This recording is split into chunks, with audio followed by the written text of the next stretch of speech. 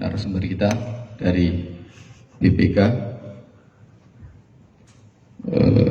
Alhamdulillah, syukurlah dan terima kasih Pak atas waktu dan kesempatannya bisa hadir dengan kami semua pada sesi. Memang ini sesi yang kredit ya Pak. Jam-jam kredit ya. Tapi mudah-mudahan kehadiran jenengan dapat menyemangati kami semua. Kita di sini dalam rangka diskusi kita berkaitan dengan tata kelola keuangan daerah. Ini ada banyak sekali tantangan ya, sebagai prolog ya. Perubahan-perubahan tentang hubungan keuangan pusat dan daerah dan perubahan regulasi tentang keuangan begitu cepat ya. Itu tentu saja membutuhkan proses penyesuaian yang dilakukan oleh pemerintah daerah. Dalam perspektif BPK tentu apa yang akan dilakukan oleh pemerintah daerah arahnya soal tata kelola pemerintahan yang baik ya. Jadi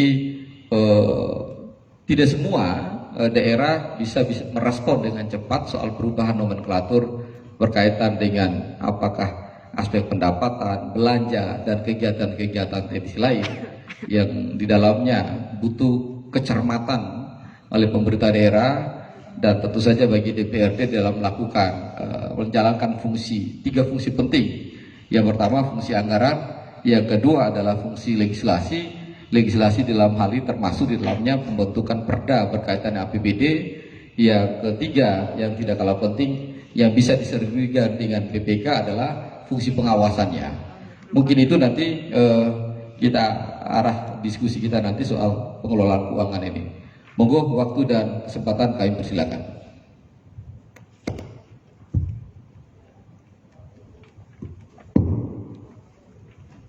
Baik, terima kasih Pak Moderator, Pak Arif atas waktunya. Bismillahirrahmanirrahim. Assalamualaikum warahmatullahi wabarakatuh. Yang terhormat pimpinan DPRD Kabupaten Purworejo, Bapak Ketua, Bapak Wakil Ketua, yang kami hormati para anggota Dewan DPRD Kabupaten Purworejo, serta Bapak Ibu hadirin yang berbahagia. Pertama-tama, marilah kita panjatkan puji syukur kehadirat Allah Subhanahu wa Ta'ala, Tuhan Yang Maha Esa, yang karena rahmat karunia-Nya kita bisa berkumpul bersama untuk bersama-sama berdiskusi, mendiskusikan tentang pengelolaan keuangan daerah ya, terutama dengan tema tata kelola keuangan yang baik. Sebelumnya mungkin saya memperkenalkan diri dulu. Nama saya Muhammad Iwan Ripdianto. Kebetulan saya ditugaskan oleh pimpinan untuk menjadi Kepala Balai Diklat BPK Jogja. Mungkin Bapak Ibu sering dulu ya, kalau dulu kan atau pernah ya ke Jalan Cokro Aminoto. Jadi kantor kami berdampingan dengan BPK Perwakilan Jogja. Kalau dulu sebelum tahun 2004 ya, itu BPK Perwakilan Jogja itu wilayahnya tidak hanya Jogja, juga termasuk Jawa Tengah, Jawa Timur ya, sehingga mungkin banyak teman-teman dari anggota Dewan yang sering berkunjung juga ke kantor kami. Namun mulai tahun 2005 sudah berdiri kantor perwakilan di Jawa Tengah. Kami sudah bertugas di BPK itu sejak tahun 97, jadi sudah ya baru 25 tahun. Ya, 25 tahun, dan dulu pada waktu awal saya berkarir di BPK Perwakilan Jogja, kemudian pindah tugas ke perwakilan Aceh, kemudian perwakilan Jawa Tengah di Semarang, kemudian Gorontalo, Sulawesi Barat, dan sebelum di Jogja saya di Diklat BPK yang ada di Makassar. Nah ini kebetulan saya baru aktif bertugas itu mungkin 2 minggu baru 2 minggu, dan 1 minggunya kemarin dinas ke Jakarta rapat, kemudian pulang hari Sabtu, hari Minggunya dapat surat untuk mengisi kegiatan ini. Jadi alhamdulillah rezeki kita bisa berkumpul di sini untuk bersama-sama berdiskusi mengenai tata kelola keuangan yang baik ya. Mohon izin mungkin saya bisa. Alhamdulillah Kabupaten Purworejo ini sudah, kalau tidak salah 9 kali ya, atau mungkin 10 kali ya. 10 kali ya. Itu mendapatkan opini WTP. Jadi plus untuk Kabupaten Purworejo. Ini tentunya suatu pencapaian yang cukup membanggakan dan harus selalu dipertahankan. Kenapa? Karena opini WTP itu ya, wajar tanpa pengecualian itu adalah opini yang paling tinggi. Jadi kalau opini kan ada wajar tanpa pengecualian, dengan pengecualian, ada tidak wajar, ada disclaimer. Nah, opini WTP ini adalah opini yang paling baik. Namun demikian, kalau kita melihat lagi, ya, apa sih sebenarnya opini WTP itu? Opini WTP itu sebenarnya merupakan syarat minimal suatu pemerintah daerah ya, atau pemerintah itu dikatakan bisa mengelola keuangan dengan tertib dan taat.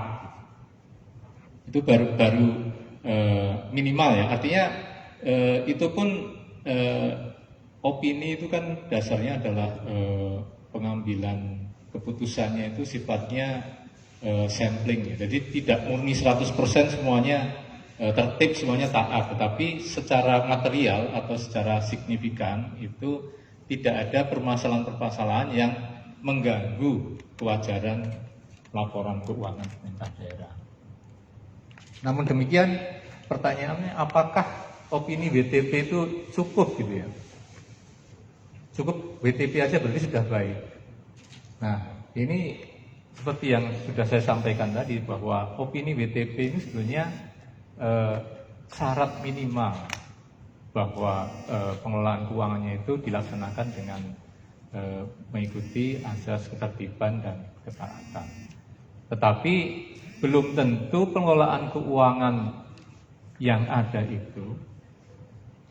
itu efektif atau optimal ya untuk mencapai tujuan dari yang diharapkan. Atau kalau kita merujuk ke Undang-Undang Dasar yaitu tujuan negara ya, yaitu meningkatkan kesejahteraan umum, mencerdaskan kehidupan bangsa dan sebagainya. Nah, itu belum sampai ke sana. Jadi hanya baru tertib dan taat saja, tapi belum tentu masyarakat yang ada di Kabupaten Purworejo itu makmur semua, kemudian ekonominya itu meningkat semua, juga belum tentu. Jadi ini baru merupakan langkah awal menuju pengelolaan keuangan yang lebih optimal, lebih efektif untuk mencapai tujuan negara. Kira-kira seperti itu.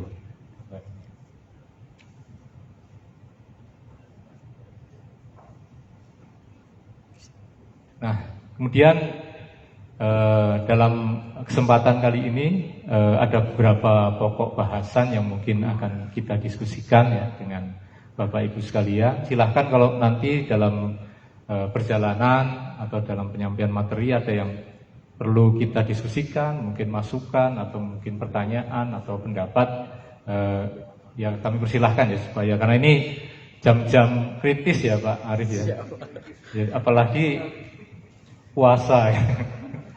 Jadi saya membayangkan udah jamnya kritis, puasa ini tentunya tantangan bagi kita. Tapi kita santai saja. Dan ya mudah-mudahan dengan puasa ini kegiatan kita ini bisa menambah nilai ibadah kita ya, yang katanya bisa meningkat berapa kali lipat, ada yang bilang 10, ada yang 70 gitu. Amin. Ya mudah-mudahan ya sambil santai, ya meskipun nggak bisa ngopi-ngopi ya ditahan dulu Pak, ngopinya nanti kalau habis maghrib ya. Jadi yang pertama yang akan kita bahas adalah peraturan perundangan dan lingkup pengelolaan keuangan daerah. Ini yang tadi disebutkan oleh Pak Moderator bahwa peraturan perundangan itu terus dinamis ya, terus berubah gitu, mengikuti perkembangan zaman yang terjadi sekarang. Dari mulai dulu ada aturan ya tentang paket keuangan negara tahun 2003 ya mulai ya, 2002 ya ada Kemendagri nomor 29 sampai sekarang Permendagri nomor 77 tahun 2020. Jadi sudah berganti-ganti terus. Nah ini tentunya kita harus menyikapi perubahan itu dengan sama-sama menyesuaikan ya kira-kira apa sih arah kebijakan dalam pengelolaan anggaran yang harus kita ketahui bersama. Kemudian lingkup. Nah lingkup juga kita juga perlu bahas apa saja yang masuk dalam koridor keuangan negara atau keuangan daerah itu. Kemudian yang kedua adalah sesuai tema yaitu bagaimana asas dan prinsip tata kelola keuangan daerah yang baik ya. Seperti apa sih yang dimaksud keuangan daerah itu bisa dikatakan baik gitu. Tentunya harus mengikuti asas dan prinsip-prinsip yang diatur oleh peraturan perundangan. Kemudian selanjutnya adalah prinsip-prinsip yang harus dijalankan oleh pejabat pengelola keuangan daerah. Jadi bagaimana pejabat pengelola keuangan daerah mulai dari bupati, kemudian sekretaris daerah, kepala badan keuangan ya, badan keuangan daerah, kemudian kepala SKPD menjalankan tugasnya. Kemudian selanjutnya adalah bagaimana prinsip-prinsip siklus anggaran atau APBD mulai dari perencanaan, penatausahaan sampai ke pelaporan. Dan nanti yang terakhir kita juga akan mendiskusikan masalah pengawasan keuangan ya oleh BPRD dan juga bagaimana pemeriksaan. Apa bedanya pengawasan dan pemeriksaan? Ini tentunya harus sama-sama kita ketahui. Baik, yang pertama yang akan kita diskusikan adalah peraturan perundangan pengelolaan keuangan daerah. Ini kita bagi menjadi dua rumpun ya, yang rumpun sebelah kiri mulai dari Undang-Undang 23 tahun 2017 dan rumpun sebelah kanan itu ada paket Undang-Undang 17. Jadi kalau kita bicara sebelah kiri ya Undang-Undang nomor 23 tahun 2014 itu langsung mengatur tentang pemerintah daerah. Jadi mulai dari Undang-Undang nomor 23 tentang pemerintah daerah, kemudian turunannya adalah PP 12 tahun 2019 tentang pengelolaan keuangan daerah, kemudian Permendagri nomor 77 tahun 2000 tentang pedoman pengelolaan keuangan daerah ya, yang sifatnya sudah teknis gitu. Nah, setelah Undang-Undang PP dan Permendagri itu nanti tentunya harus diikuti dengan Perda mengenai pokok-pokok pengelolaan keuangan daerah. Dan turunannya lagi adalah Perbub mengenai pedoman pengelolaan keuangan daerah. Ini kira-kira tata urutan perundangan pengelolaan keuangan daerah yang ada sekarang. Untuk Perda dan Perbub ini ya, sesuai dengan Permendagri 77 tahun 2020 itu harus sudah dirubah paling lambat tahun 2022 ini. Jadi Bapak Ibu sekalian harus sudah mempersiapkan ya, mungkin mulai dari karena ini diterbitkannya 2020, mulai tahun 2021 harus sudah mulai merancang Perda mengenai pokok-pokok pengelolaan keuangan daerah yang mengacu pada PP 12 2019 dan Permendagri 77 tahun 2020. Nah, ini mungkin sedang berjalan ya Pak untuk pembahasan mengenai. Kemudian juga Perbub mengenai pengelolaan keuangan daerah, pedoman pengelolaan keuangan daerah dan Perbub mengenai sistem dan prosedur atau penatausahaan keuangan daerah. Ini yang aturan mengenai pengelolaan keuangan daerah. Kemudian yang sebelah kanan ini ada Undang-Undang nomor 17 tentang keuangan negara, Undang-Undang nomor 1 tentang perbendaharaan negara dan Undang-Undang 15 tahun 2004 tentang pemeriksaan atas pengelolaan dan tanggung jawab negara. Ini merupakan paket undang-undang keuangan negara. Jadi tidak hanya mengatur daerah, tetapi juga mengatur negara secara umum. Ini yang sampai sekarang masih berlaku dan menjadi pedoman acuan untuk peraturan perundangan yang lain. Kemudian ada PP 71 tahun 2010, ini tentang standar akuntansi pemerintahan. Nah, ini yang standar akuntansi pemerintahan ini yang menjadi dasar acuan pemeriksaan oleh BPK gitu. Apakah laporan keuangan pemerintah daerah ini sudah disusun sesuai dengan standar akuntansi pemerintahan? Kalau Bapak Ibu membaca LHP BPK ya, di situ di lembar opini ini menyebutkan bahwa pemeriksaan atas LKPD ini didasarkan kepada standar akuntansi pemerintahan PP 71 tahun 2010 ini.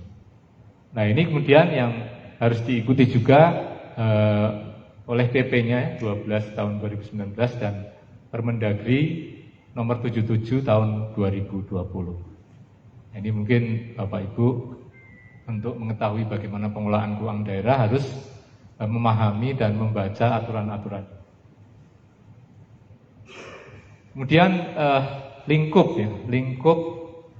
pengelolaan keuangan daerah ini dimulai dari perencanaan, pelaksanaan, dan diakhiri dengan pengawasan dan pengendalian. Pada siklus perencanaan atau lingkup perencanaan ini yang menjadi input ya dalam merencanakan anggaran ini ada beberapa hal, yaitu RPJMD dan RKPD, Renstra dari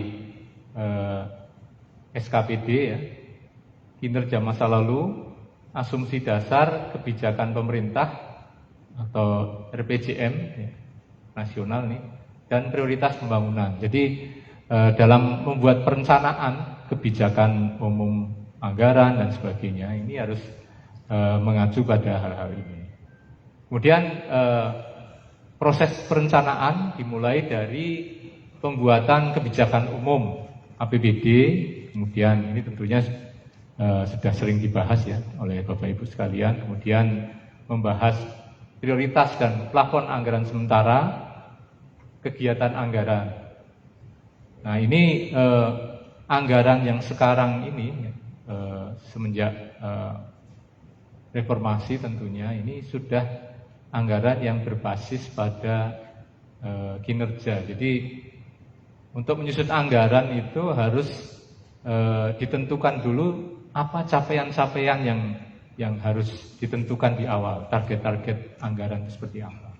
Dan ini harus sinkron ya, mulai dari RPJMD, RKPD, Renstra, RKA sampai anggarannya. Jadi tidak boleh terjadi deviasi, misalnya katakanlah dalam RPJMD-nya itu kan selama 5 tahun ya sudah ditentukan target-target per tahun. Ternyata pada saat penentuan kebijakan umum dan penentuan plafon prioritas sementara itu ternyata tidak sinkron. Nah, ini yang harus dihindari. Semuanya harus sesuai dengan Renstra atau RPJMD yang sudah ditentukan di awal. Kemudian pelaksanaan PBD ini realisasi anggaran itu harus ditata usahakan atau dikelola ya oleh para pengelola keuangan dengan tata kelola yang baik. Ini yang namanya penata usahaan. Kemudian proses penata usahaan itu mulai dari transaksi, pengiktisaran, pencatatan sampai pelaporan ini yang dinamakan sebagai proses akuntansi sampai penyusunan laporan keuangan. Nah, kemudian dari proses penatausahaan dan akuntansi ini pemerintah daerah diwajibkan untuk menyusun laporan keuangan yang nanti akan disampaikan ya setiap semester dan tahunan kepada DPR. Nah, ini yang sebelum laporan itu disampaikan kepada DPR, maka akan dilakukan pemeriksaan dulu oleh BPK. tujuannya adalah untuk meyakini kewajarannya tadi, kewajaran dari laporan keuangan itu. Tolak ukurnya adalah apa opini yang diberikan oleh BPK. Kemudian dari laporan keuangan atau laporan pertanggungjawaban ini yang nanti akan dilakukan evaluasi oleh DPRD ya. Bagaimana DPRD itu menilai pertanggungjawaban dan melakukan evaluasi terhadap kinerja dari pemerintah daerah itu sendiri. Nah, kemudian kalau kita berbicara keuangan daerah, itu kita harus tahu apa saja sih lingkup dari keuangan daerah itu. Jadi selain dari lingkup ini berarti tidak masuk ke dalam lingkup keuangan daerah. Kalau masuk dalam lingkup ini berarti termasuk dalam komponen keuangan daerah. Yang pertama adalah hak daerah untuk memungut pajak daerah dan retribusi daerah serta melakukan pinjaman. Nah, ini yang terkait dengan pendapatan atau penerimaan ya. Jadi pendapatan atau penerimaan itu adalah haknya daerah. Jadi ketika surat ketetapan pajak ya, itu diterbitkan, nah ini menjadi dasar pengenaan hak atas pendapatan itu. Jadi dasarnya kenapa kok disebut sebagai hak itu adalah ketika sudah ada ketetapannya. Nah, ketetapan ini kan berdasarkan aturan ya, berdasarkan aturan yang ditentukan melalui baik itu undang-undang mengenai pajak maupun PP. Jadi semuanya itu ada tarif-tarifnya. Kemudian juga daerah bisa juga melakukan pinjaman. Ini ketika pinjaman itu diperoleh itu juga merupakan hak dari daerah, masuk dalam komponen penerimaan daerah. Kemudian yang kedua komponennya adalah kewajiban daerah untuk menyelenggarakan urusan pemerintah dan membayar tagihan atau hutang pihak ketiga. Jadi pengelolaan keuangan daerah belanja-belanja itu kan sebenarnya untuk membayar tagihan-tagihan ya, atau kewajiban-kewajiban yang menjadi konsekuensi dari penyelenggaraan program dan kegiatan oleh pemerintah. Makanya itu disebut sebagai kewajiban. Ketika mungkin ada rekanan yang berdasarkan kontrak sudah selesai melakukan serah terima pekerjaan, maka yang bersangkutan mengajukan pembayaran pengajuan termin misalnya. Nah itu di situ ketika sudah ada serah terima pekerjaan dan pengajuan termin itu, maka di situ akan timbul kewajiban daerah untuk membayar. Nah ini makanya ketika sudah ada berita acara serah terima ini sudah masuk ke dalam komponen keuangan daerah karena ada tagihan kewajiban. Kemudian yang selanjutnya adalah penerimaan dan pengeluaran. Baik, kalau penerimaan pengeluaran daerah ini sifatnya adalah kas ya. Baik uang yang masuk maupun uang keluar dari rekening kas daerah. Ini semuanya merupakan komponen dari keuangan daerah. Kemudian kekayaan daerah yang dikelola sendiri atau oleh pihak lain berupa uang, surat berharga, piutang, barang, hak lain yang dapat dinilai dengan uang termasuk kekayaan daerah yang dipisahkan. Nah ini kekayaan itu aset ya, aset yang kalau Bapak Ibu membaca neraca di situ ada aset ya. Aset itu mulai dari kasnya ya, uang kas, kemudian ada persediaan, barang-barang persediaan yang ada di kantor, kemudian ada piutang ya. Jadi tagihan-tagihan pajak, tagihan-tagihan retribusi yang belum terbayar itu termasuk kekayaan. Kemudian investasi misalnya dalam bentuk surat berharga, dalam bentuk saham, obligasi, itu termasuk kekayaan. Demikian juga dengan kekayaan daerah yang dipisahkan, yaitu BUMD. Kekayaan daerah yang dipisahkan adalah BUMD. badan usaha milik daerah ya. Itu kan kenapa dipisahkan? Karena pengelolaannya dilaksanakan oleh pihak lain, artinya manajemen ya, oleh manajemen yang ditunjuk oleh pemerintah daerah. Dan kegiatan-kegiatannya baik penerimaan, pengeluaran, pendapatan belanja itu tidak masuk ke dalam APBD. Nah, itu kenapa disebut kekayaan daerah yang dipisahkan. Kemudian yang lain adalah kekayaan pihak lain yang dikuasai daerah dalam rangka penyelenggaraan tugas daerah atau kepentingan umum. Nah, ini mungkin daerah ya suatu saat bisa misalnya mendapatkan bantuan ya, bantuan dari baik itu dalam negeri, luar negeri, atau mungkin swasta ya, CSR dan sebagainya. Nah, ini uang-uang itu adalah uangnya orang lain, tetapi daerah itu melakukan pengelolaan. Seperti juga misalnya katakanlah seperti di Aceh ya, dulu waktu saya di Aceh misalnya terjadi bencana tsunami. Nah, itu banyak bantuan donor dari negara-negara donor ya, senilai sekitar 60 triliun. Nah, itu dikelola oleh negara. Meskipun uang itu adalah bukan uang negara ya. Nah, ini harus masuk dalam lingkup keuangan negara. Artinya karena ini merupakan lingkup dari keuangan negara itu, maka harus dikelola, ditata usahakan, diawasi dan diperiksa oleh lembaga-lembaga yang berwenang. Misalnya DPR atau DPRD itu punya kewajiban dan bertugas untuk melakukan pengawasan atas kekayaan, meskipun kekayaan itu milik orang lain.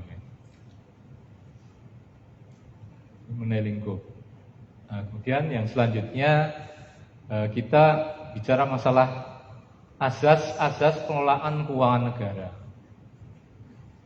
Mungkin bapak ibu-ibu di sini ada yang ini ya, selain menjadi anggota dewan, pimpinan dewan juga memiliki usaha ya, mungkin punya perusahaan dan sebagainya. Nah, di sini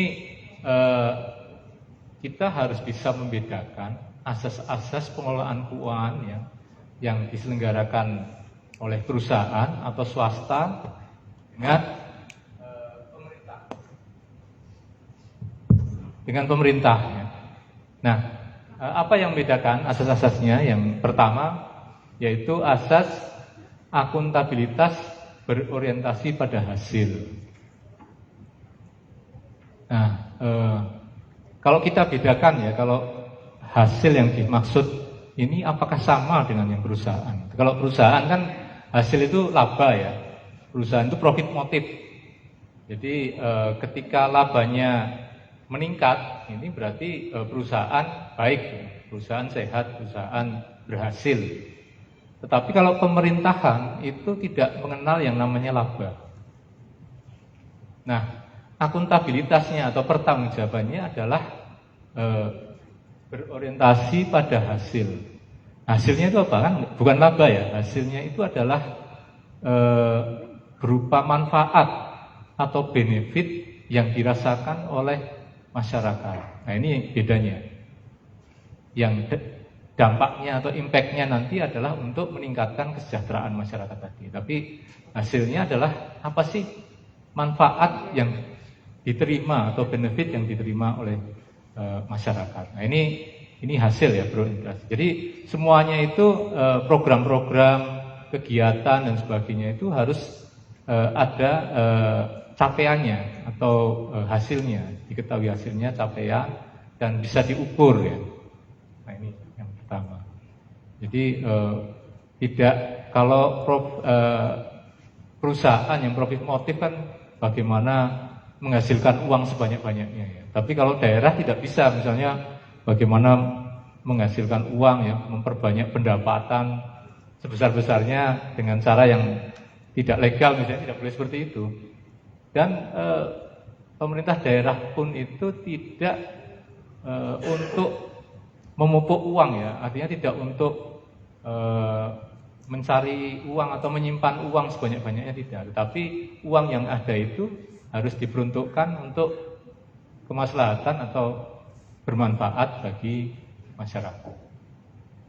Kemudian profesionalisme ini juga, kalau kita bicara profesionalisme tentunya sama ya, di swasta juga harus profesional, di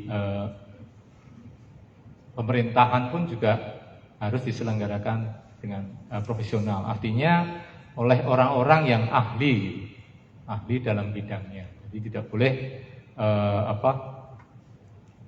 penentuan posisi, karir dan sebagainya itu tidak didasarkan pada keahlian. Kemudian asas proporsionalisme, artinya proporsional itu mempertimbangkan antara hak dan kewajiban, mempertimbangkan antara pendapatan dan pengeluaran. Tidak boleh tidak proporsional ya, artinya jomplang, misalnya pendapatannya besar, belanjanya kecil, jadi harus balance. Kemudian keterbukaan dalam pengelolaan keuangan. Nah ini karena pemerintahan ini adalah pelayan masyarakat ya, artinya bertanggung jawab kepada masyarakat, maka dituntut untuk terbuka kepada masyarakat, karena ada undang-undangnya juga, undang-undang KIP ya, keterbukaan informasi publik. Jadi pengelolaan keuangan itu juga harus dilaksanakan secara terbuka. Nah, ini yang mungkin berbeda dengan perusahaan ya, kan ada istilah ini rahasia perusahaan gitu. Tapi kalau di pemerintah ini untuk rahasia-rahasia yang sifatnya rahasia negara itu ditentukan apa saja gitu. Selain yang ditentukan oleh undang-undang KIP itu, berarti semuanya itu terbuka untuk publik ya, untuk bisa diketahui. Kemudian yang selanjutnya, asas yang selanjutnya adalah pemeriksaan oleh badan pemeriksa yang bebas dan mandiri. Nah ini yang mungkin berbeda ya, ketika Bapak Ibu memiliki perusahaan, itu ketika perusahaan itu diaudit ya, misalnya ya, oleh kantor akuntan, itu kantor akuntannya itu yang bayar perusahaan, jadi dibayar oleh perusahaan. Tapi ya memang kalau ini kan diperiksa oleh BPK juga negara juga yang bayar, tapi tidak atas mandat atau perintah dari perusahaan atau pemerintah ya, tapi berdiri sendiri, sehingga badan pemeriksa keuangan itu disebut sebagai bebas dan mandiri. Artinya mau meriksa yang mana, kemudian menentukan objek pemeriksaan, waktu dan sebagainya, biaya, itu ditentukan sendiri oleh BPK, artinya bebas dan mandiri. Mungkin sampai sini ada yang bisa kita diskusikan atau kita lanjut? Monggo, Bapak Ibu semua. Pak Ketua? Lanjut ya? Oh lanjut dulu. Baik, ya. tadi kita bicara asas akuntabilitas pada hasil adalah asas yang menentukan bahwa setiap kegiatan hasil akhir pengelolaan keuangan negara harus dapat dipertanggungjawabkan pada rakyat sebagai pemegang kedaulatan tertinggi. Nah ini karena rakyat itu adalah pemilik kedaulatan tertinggi, maka pertanggungjawabannya harus kepada rakyat ya, tentunya melalui wakil-wakil yang diwakili oleh Bapak Ibu sekalian selaku anggota DPRD. Jadi laporan keuangan atau laporan pertanggungjawaban dari pemerintah itu harus disampaikan kepada DPR atau DPRD. Kemudian pertanggungjawaban yang disampaikan DPRD itu setelah dilakukan pemeriksaan oleh BPK, yang tujuannya tadi untuk menilai kewajarannya. Kemudian asas yang kedua tadi adalah asas proporsionalitas, yaitu asas mengutamakan keseimbangan antara hak dan kewajiban pengelolaan keuangan negara. Kalau Bapak Ibu membaca neraca ya, di situ ada aset, ya, ada aset, ada kekayaan, ada aktiva, ada pasiva gitu. Nah itu harus balance, harus imbang antara aktiva dan pasiva, antara harta dan kewajiban dan modal, itu harus seimbang. Nah tentunya di pasiva itu ada hutang ya, kewajiban, dan ada modal. Nah ini harus ada aturan-aturan tertentu, misalnya hutang yang jatuh tempo ini tidak boleh terlalu besar. Jadi ada rasio likuiditas ya. Ketika ada hutang yang jatuh tempo, harus ada kas yang cukup untuk membayar hutang-hutang lancar yang harus dibayar. Dan seperti itu. Kemudian dalam laporan realisasi anggaran itu terdiri dari pendapatan dan belanja dan pembiayaan. Nah ini yang juga harus imbang antara pendapatan dan belanjanya. Kalau lebih besar belanjanya itu disebut defisit ya. Nah defisit ini yang harus ditutupi dengan pembiayaan. Apakah itu dari utang atau dari saldo kas tahun yang lalu atau dari penjualan aset misalnya. Nah demikian juga kalau pendapatan itu lebih tinggi itu namanya surplus. Nah, ketika pendapatannya surplus lebih tinggi itu akan menghasilkan sisa lebih atau silpa tahun anggaran. Ini kira-kira asas proporsionalitas yang mengutamakan keseimbangan tadi antara hak kewajiban maupun pendapatan dan belanja. Kemudian asas keterbukaan. Nah, asas keterbukaan ini adalah pemberian informasi ya, pemberian informasi yang benar, jujur dan tidak diskriminatif dengan tetap memberikan perlindungan pada hak asasi pribadi, golongan dan rahasia negara. Nah, keterbukaan ini tentunya mulai dari perencanaan ya, makanya dalam proses penganggaran kan ada yang namanya proses musrenbang, ya. Kemudian ada public hearing. Kemudian ada media-media yang diselenggarakan agar masyarakat itu bisa mengetahui bagaimana proses anggaran, termasuk proses-proses terkait dengan kegiatan-kegiatan atau program-program pelayanan publik itu juga harus diketahui, misalnya program pendidikan, program kesehatan, perizinan dan sebagainya. Nah, ini harus dijelaskan, disebarluaskan kepada masyarakat. Kemudian asas berikutnya adalah asas pemeriksaan oleh badan pemeriksa yang bebas dan mandiri. BPK merupakan satu-satunya pemeriksa eksternal yang bebas mandiri, melakukan pemeriksaan keuangan, pemeriksaan kinerja dan tujuan tertentu. Nah ini mungkin kita perlu bertanya ya, kenapa kok laporan keuangan itu harus diperiksa gitu, harus diperiksa oleh BPK. Kenapa tidak langsung disampaikan saja kepada Dewan untuk dilakukan evaluasi? Kenapa harus dilakukan pemeriksaan dulu? Atau kenapa pemeriksaannya itu dilakukan oleh BPK? Kenapa tidak oleh inspektorat saja misalnya? Kenapa? Kira-kira ada yang bisa menjawab?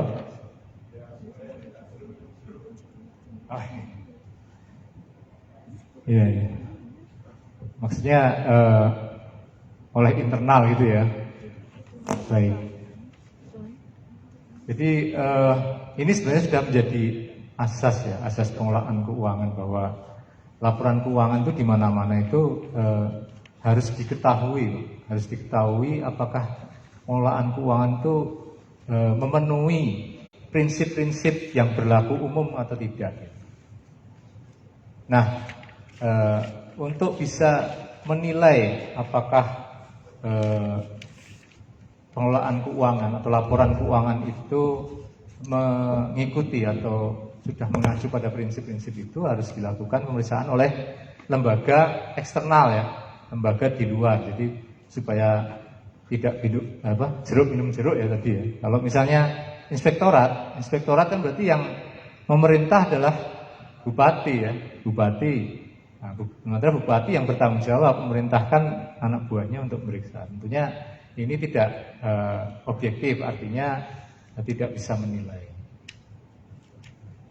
Atau kenapa kok nggak DPRD aja langsung yang meriksa gitu? Ya? Oh iya. Ya, jadi DPRD itu ikut serta dalam kebijakan ya, artinya ikut juga dalam kebijakan.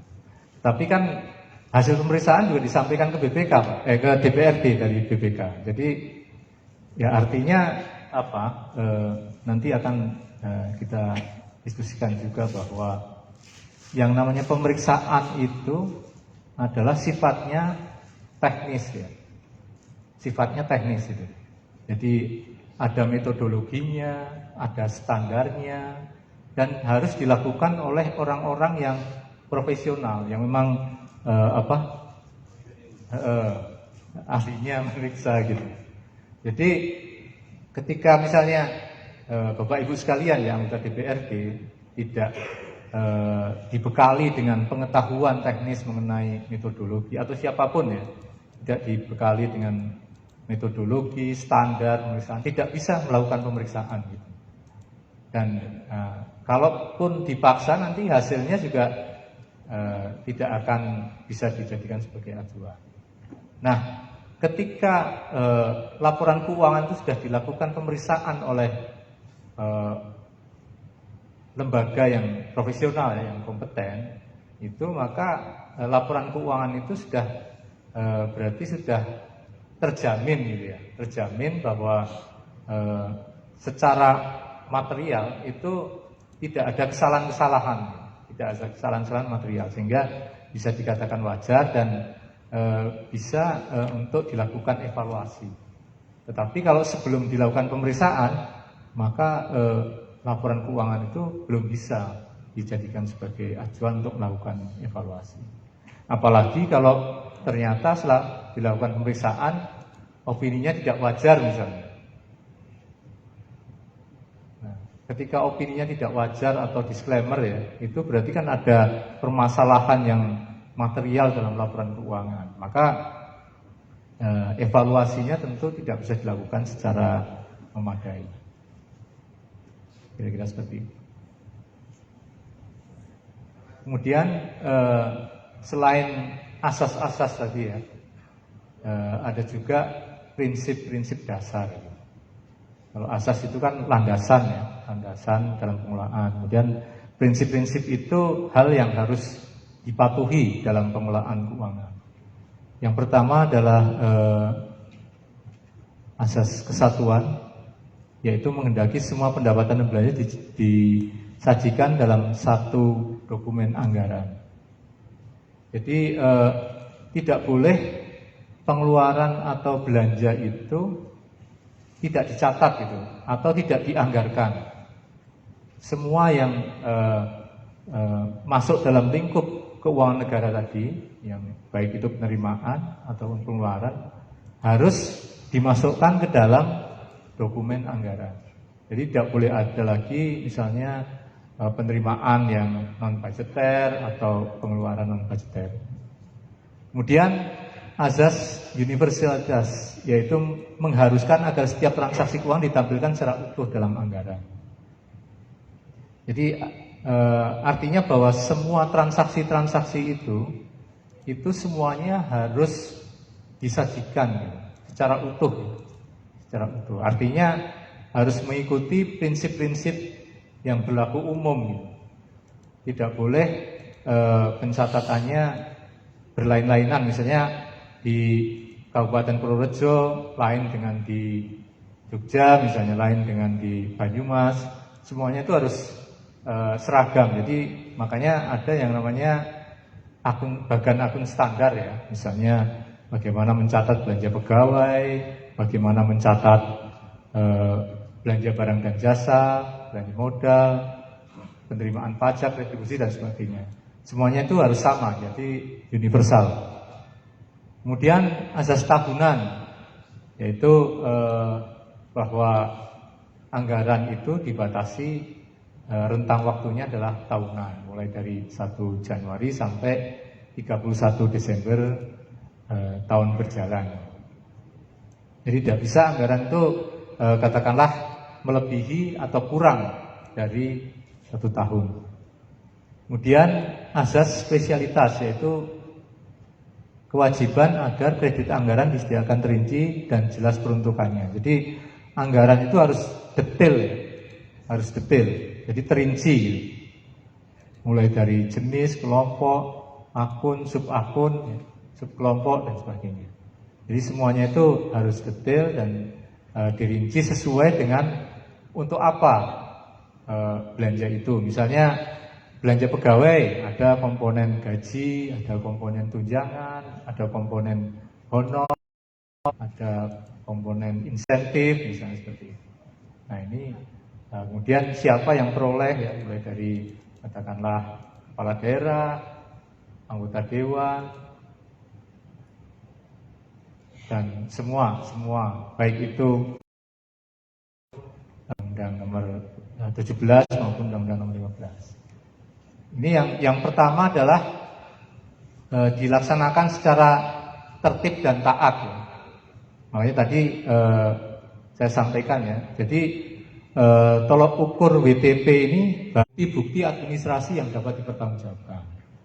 Nah, pemeriksaan BPK itu ketika melakukan pemeriksaan pasti yang diminta adalah bukti-buktinya. Ketika sudah dicatat di laporan keuangan, mana buktinya? Nah, ini yang pertama dilakukan. Kemudian yang kedua adalah ketaatan pada peraturan perundangan. Maksudnya adalah bahwa pengelolaan keuangan harus berpedoman pada peraturan perundangan. Nah, setelah tadi bukti-bukti tadi dikumpulkan dan ternyata lengkap, nah pengeluaran-pengeluaran itu sesuai enggak dengan aturan gitu ya. Misalnya katakanlah besar gaji, honor, penghasilan gitu. Apakah sesuai dengan undang-undang, batas atau hak-hak yang ditentukan oleh undang-undang misalnya. Atau misalnya dalam proses pengadaan barang dan jasa, pelelangan, penunjukan langsung, suap. Dua komponen ini yang menjadi dasar ketika dilakukan pemeriksaan untuk melihat bagaimana opininya. Jadi ketika misalnya pemerintah Kabupaten Purworejo itu opininya BTP itu ya minimal dari dua syarat ini sudah tercukupi secara material ya. Artinya tidak ada permasalahan yang dianggap signifikan yang mempengaruhi kewajaran laporan keuangan.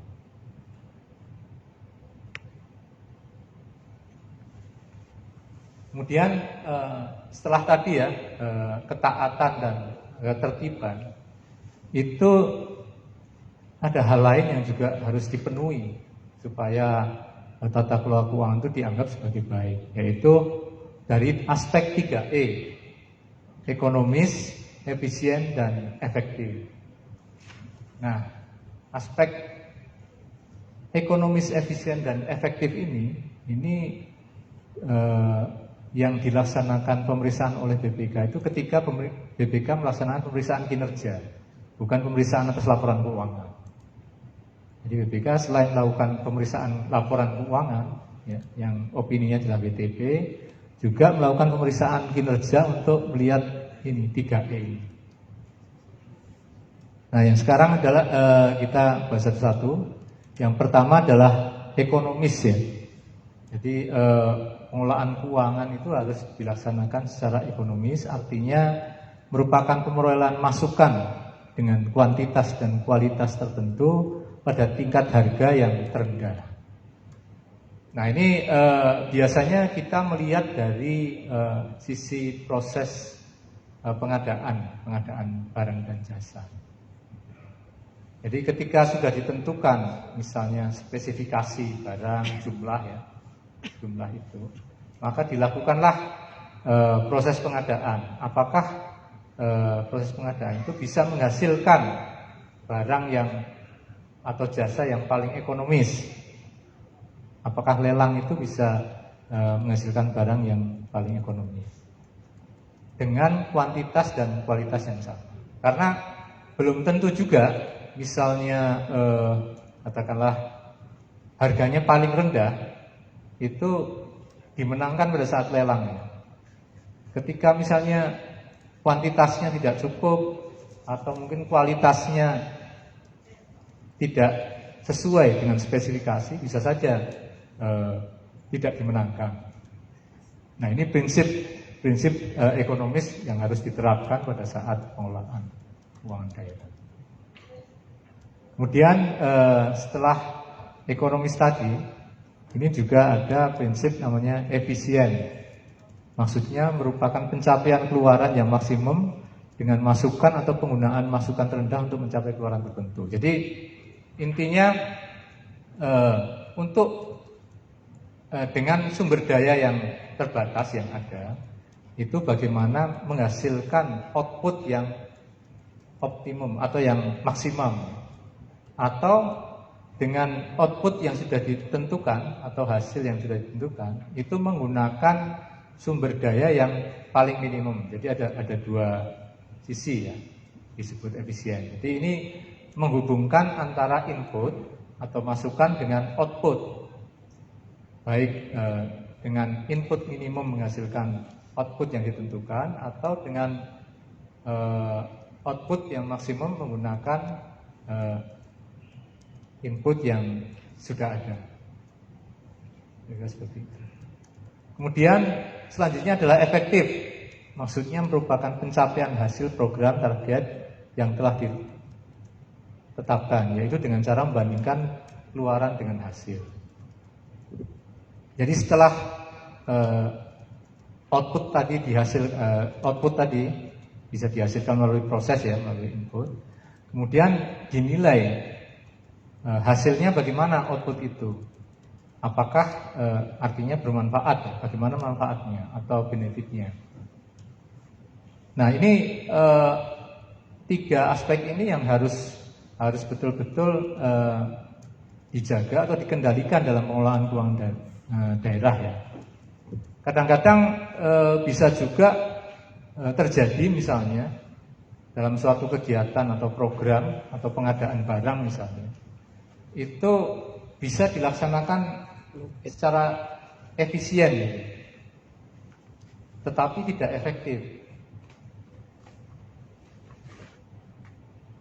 Jadi masukannya itu untuk menghasilkan output itu sudah efisien, artinya dengan output yang kecil, tapi hasilnya tidak efektif. Mungkin bisa nggak? Contohnya apa? Atau hasilnya efektif baik tapi tidak efisien. Bisa juga seperti itu. Bisa mencontohkan nggak Bapak Ibu? Misalnya efisien tetapi tidak efektif.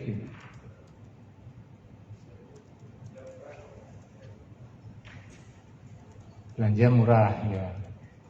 Misalnya ya proses pengadaan barang ya, atau proses lelang lah katakanlah. Kita proses lelang untuk pengerjaan jalan misalnya. Nah ini kan dalam proses lelang itu kan ada istilah misalnya harga timpang ya, misalnya kurang dari 80%. Nah ketika panitia pengadaan itu melakukan proses pelelangan, itu ada istilahnya harganya jor-joran ya, saling menjatuhkan harga gitu supaya dapat. Kan ada juga yang rekanan mungkin sudah frustasi nggak dapat proyek-proyek ya, ini banting harga, glosor-glosoran lah kalau maksudnya. Nah itu ketika seperti itu harus diwaspadai. Yang pertama adalah harga timpang tadi, kalau kurang dari 80% HPS ya, itu berarti harus diwaspadai. Yang kedua itu harus dilihat kualifikasi dari rekanan itu, apakah memang dia memenuhi syarat tidak, karena banyak juga yang katakanlah tidak punya modal, tidak punya peralatan, tidak punya ini, tapi modal nekat ya. Artinya bagaimana supaya nanti dapat proyek, nah habis itu ya disubkonkan misalnya seperti itu. Nah beberapa ini memang efisien Pak, memang efisien ya, misalnya dia penawarannya paling rendah misalnya, yang lain misalnya 98%, 90%, dia berani nawar 80% misalnya. Ya paling rendah, itu efisien kan kalau dari sisi ini atau ekonomis ya. Tetapi kalau dilihat nanti hasilnya, karena tidak qualified tadi, maka kualitas fisik atau pekerjaan yang dihasilkan itu akan jelek. Nah, misalnya ya barangnya cepat jebol, jalannya aspalnya tipis ya sedikit, cepat mengelupas. Kemudian kalau bangunan ya baru sebentar retak-retak gitu misalnya, ternyata sebentar sudah ambruk misalnya seperti itu, atau campurannya jelek dan sebagainya, tidak kuat, talutnya baru seminggu kena hujan langsung jebol gitu. Nah itu sering terjadi seperti itu.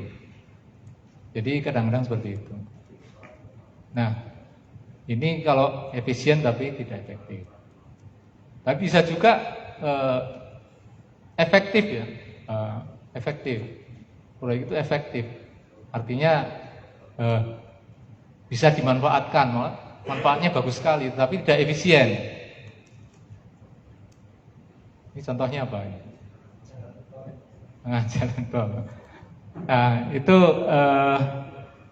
ya banyak ya. Misalnya kan apakah jalan tol itu antara biaya ya efektif ya untuk ini kan, jalannya mulus banyak, tapi apakah efisien dari sisi penganggaran gitu? Apakah memang betul-betul prioritas gitu?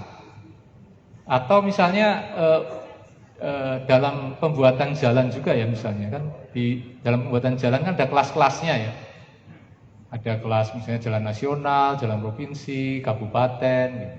Dan masing-masing kan kualitasnya punya ukuran sendiri. Tetapi bisa saja misalnya salah penentuan ya. Ini mestinya adalah jalan desa atau jalan kabupaten yang tidak dilalui oleh kendaraan berat, tapi menggunakan spek atau salah ini jalan nasional misalnya dengan spek yang tinggi. Nah ini mungkin efektif ya, artinya wah ini jalannya bagus, bermanfaat ke masyarakat, jadi enak gitu. Tapi ternyata tidak efisien. Ini contohnya seperti itu. Jadi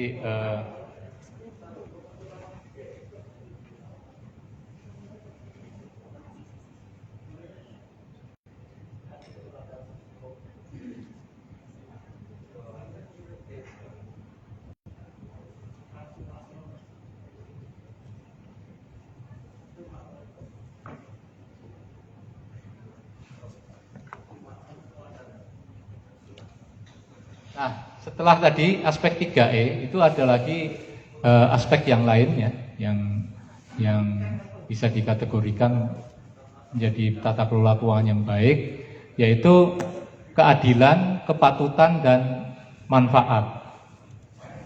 Nah ini aspek keadilan maksudnya adalah keseimbangan distribusi kewenangan dan pendanaannya, dan keseimbangan distribusi hak dan kewajiban berdasarkan pertimbangan objektif. Nah ini dalam menentukan program kegiatannya itu harus mempertimbangkan beberapa hal. Misalnya kalau ini aspek keadilan, berarti hal yang dipertimbangkan adalah ketepatan sasaran. Ketepatan sasaran. Jadi misalnya ada program pembangunan ruang kelas misalnya. Tentunya program pembangunan ruang kelas ini harus melihat dari proporsi anak didik dan ruang kelas.